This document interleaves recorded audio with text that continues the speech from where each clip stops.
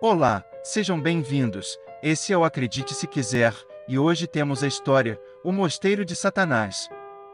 Quarta-feira, dia 24 de dezembro de 1989, Jorge saiu de sua casa para passar o Natal com seus pais, no Mato Grosso. Chovia muito como ele nunca tinha visto antes.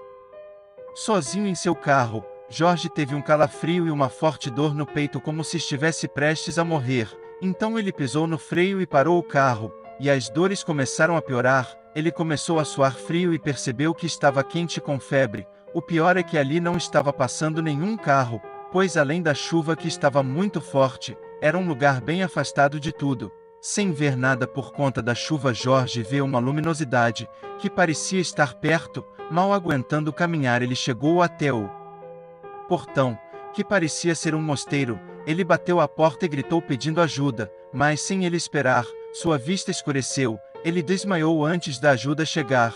Então Jorge acordou com uma dor forte em sua cabeça, e sem saber aonde estava, em um quarto bem escuro. O quarto parecia simples, e olhando pela janela, ele viu que a chuva continuava forte.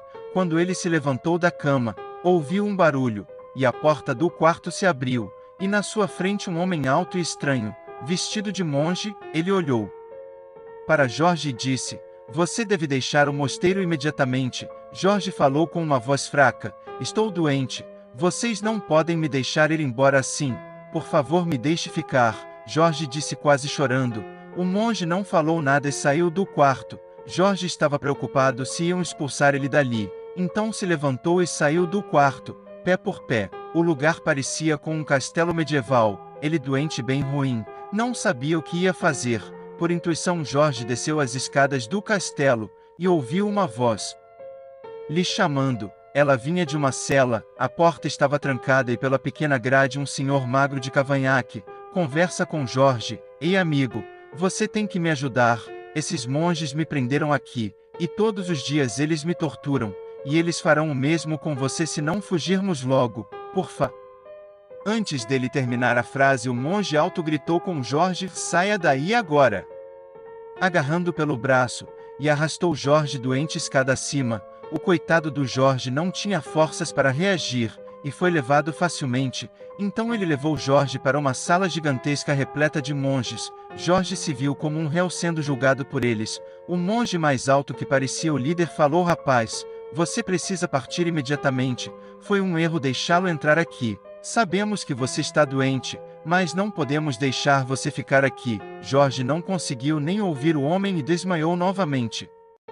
Jorge então acorda de novo no quarto em que estava. A porta do quarto estava aberta. Então Jorge lembra do pobre senhor, que estava preso no andar de baixo sem vigília. Ele consegue chegar até a cela do senhor. Ele mal chega na cela e é surpreendido com o sujeito na pequena grade pedindo ajuda: "Por favor, me ajude, me tire daqui. Eles vão torturar eu e você. Eles são de uma seita maligna, são adoradores de Satanás." Jorge estava tremendo como vara verde em dia de chuva. Jorge correu até uma sala que havia ao lado em busca de alguma coisa que pudesse abrir a cela. Alguns minutos depois ele volta com um pé de cabra, com um pouco de força, e sem fazer muito barulho Jorge arromba a porta. O senhor sai correndo da cela, e dando risada como se alguém tivesse contado uma piada. Sem entender o que estava acontecendo ali, Jorge sai correndo também, mas dá de cara com um monge de 2 metros de altura. "O que você acabou de fazer, seu maldito?"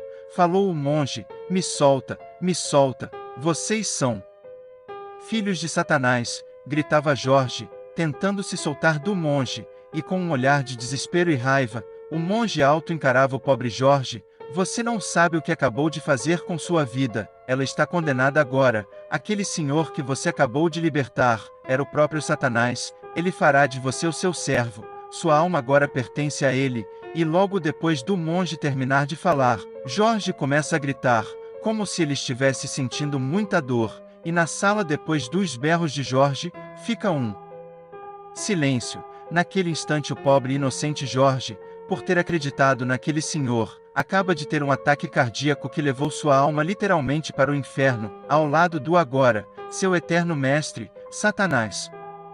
Esse é o fim de mais uma história. Obrigado por assistir, e até a próxima.